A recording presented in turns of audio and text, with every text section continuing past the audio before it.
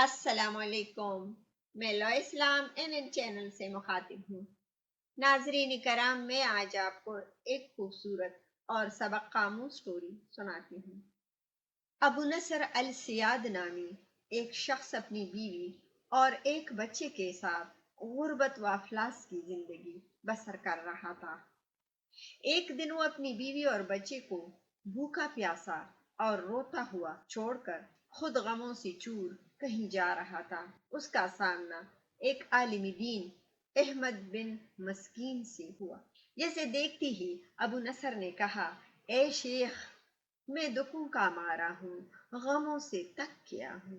شیخ نے کہا، میرے پیچھے چلے آؤ، ہم دونوں سمندر پر چلتے ہیں۔ سمندر پر پہنچ کر شیخ صاحب نے اسے 2 رکعت نفل نماز پڑھنے کو کہا۔ نماز پڑھ چکا تو اسے ایک جال دیتی ہوئے کہا، اسے بسم اللہ پڑھ کر سمندر میں پھینکو۔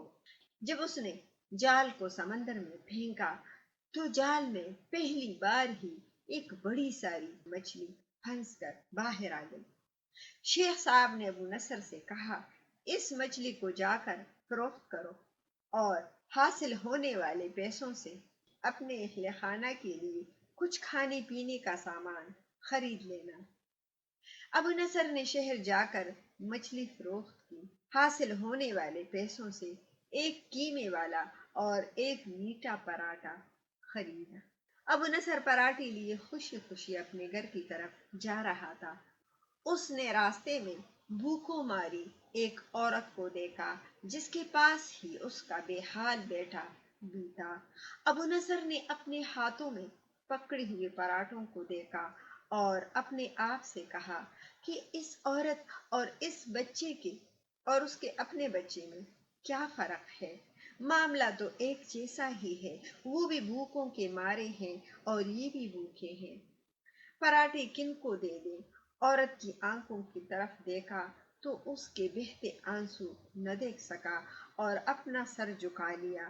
پراٹھے عورت کی طرف بڑھائے ہوئے کہا، یہ لو، خود بھی کھاؤ اور اپنے بیٹے کو بھی کھلاؤ۔ عورت کے چہرے پر خوشی اور اس کے بیٹے کے چہرے پر مسکراہٹ پھیل گئی۔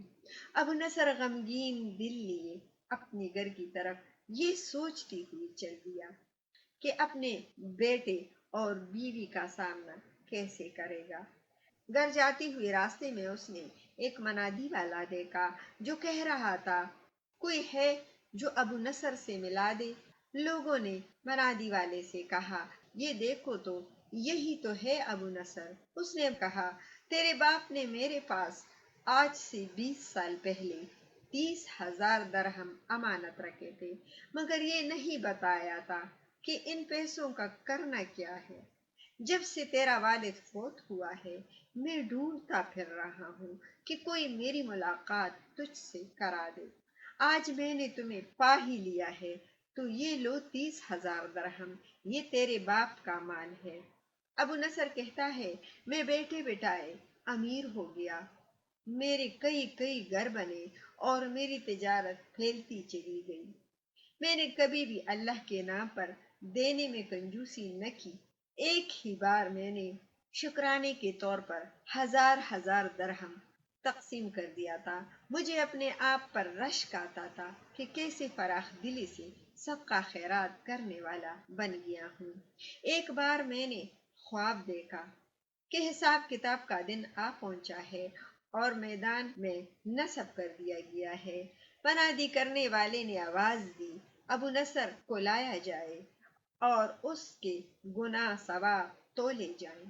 کہتا ہے، ایک پلڑے میں ایک طرف میری نیکیاں اور دوسری طرف میرے گناہ رکھے گئے تو گناہ کا پلڑا بھاری تھا۔ میں نے پوچھا، آخر کہاں گئے ہیں میرے وہ صدقات جو میں اللہ کی راہ میں دیتا رہا تھا؟ تولنے والوں نے میرے صدقات نیکیوں کے پلڑے میں رکھ دیے۔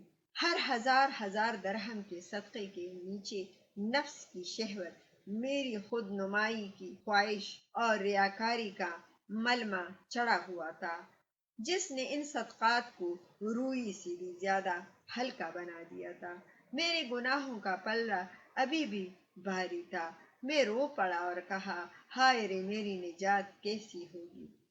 منادی والے نے میری بات کو سنا تو پھر پوچھا، ہے کوئی باقی اس کا عمل؟ تو لے آؤ۔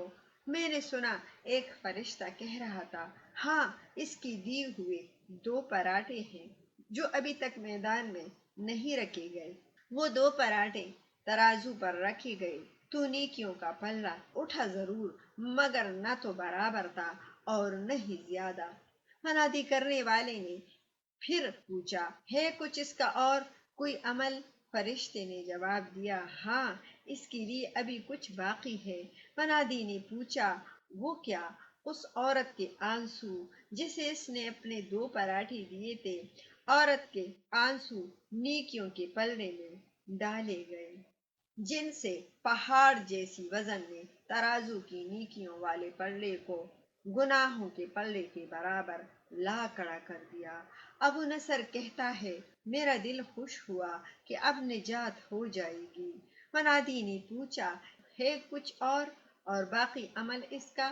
فرشتے نے کہا، ہاں ابھی اس بچے کی مسکراہٹ کو پلڑے میں رکھنا باقی ہے جو پراٹھے لیتی ہوئی اس کے چہرے پر آئی تھی۔ مسکراہٹ کیا پلڑے میں رکھی گئی، نیکیوں والا پلڑا بھاری سے بھاری ہوتا چلا گیا۔ منادی کرنے والا بول اٹھا، یہ شخص نجات پا گیا ہے۔ ابو نصر کہتا ہے، میری نیند سے آنکھ کھل گئی۔ میں نے اپنے آپ سے کہا، اگر میں اپنے کھانے کے لیے جال پھینکا ہوتا تو کسی مچھلی نے نہیں پھنسنا تھا، اور اپنے کھانے کے لیے پراٹھے خریدے ہوتے تو آج نجات بھی نہ ملتی تھی۔ ناظرین کرام، صدقہ خیرات بہت اچھی چیز ہے۔ اللہ تعالی ہم سب مسلمانوں کو ہدایت دے کہ ہم صدقات کریں، خیرات کریں، غریبوں پر رحم اور ترس کریں۔ آمین۔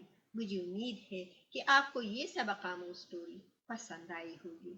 آپ اپنا بہت سارا خیال رکھیے گا، اپنی دعاؤں میں مجھے بھی یاد رکھیے گا، اور لا اسلام NN چینل کو لائک اور سبسکرائب کرنا اور شیئر کرنا نہ بھولیے گا۔ بامان خدا۔